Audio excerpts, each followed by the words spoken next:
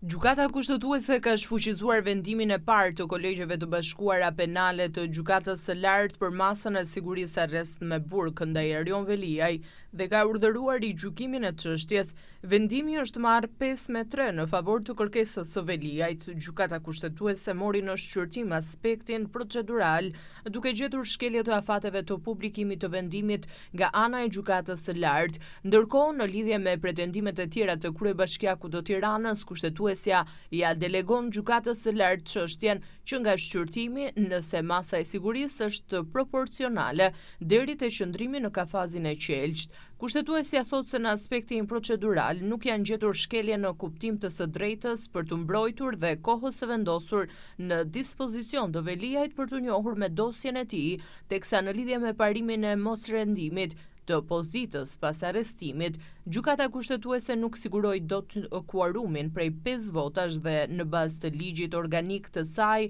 ky pretendim i kryebashkiakut konsiderohet gjithashtu i rrëzuar.